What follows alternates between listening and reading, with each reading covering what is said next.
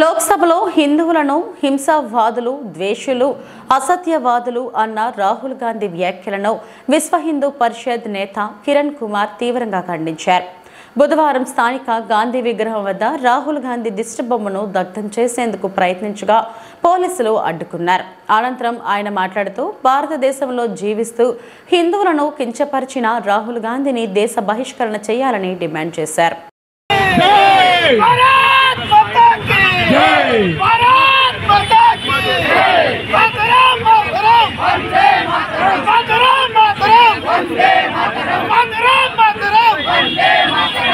ఈరోజు ఒక భారతదేశమే కాదు, ప్రపంచంలో ఉన్న ప్రతి హిందువు ఎంతో బాధపడుతున్నటువంటి రోజు. మన భారతదేశంలో ఉంటూ ఈ గతంలో ప్రైమ్ మినిస్టర్గా చేసినటువంటి వారికి కొడుకుగా, మనవడుగా, మునిమనవుడుగా ఉన్నటువంటి వ్యక్తి ప్రతిపక్ష నేత. ఇతను ప్రతిపక్ష నేత కాదని ప్రతిపక్ష మేత, ప్రతిపక్ష పంది అనే చెప్పాలి.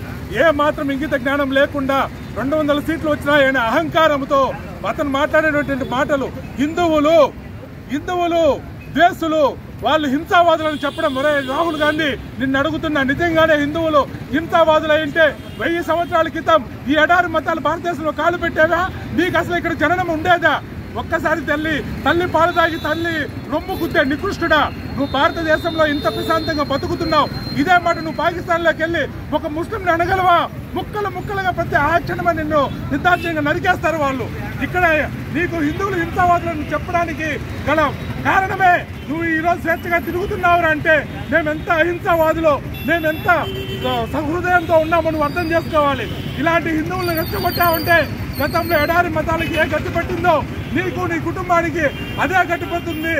నామరూపాలు లేకుండా పోతావు నువ్వు, నీ కుటుంబం. అందుకని ఇంకా పెళ్లి కాలేదు, నీ కుటుంబం నీతో అంతమైపోతుంది.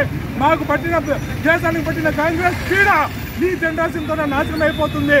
నువ్వు ఇంకోసారిగానే హిందువులకు క్షమాపణ చెప్పి మళ్ళీ పార్లమెంట్లో అడుగు పెట్టాలి, లేదా ఈ వ్యక్తిని దేశ బహిష్కరణ చేయాలి, ఎంపీ పదవి నుంచి బర్తరఫ్ చేయాలి, లేదా వెంటనే అరెస్ట్ చేయాలి.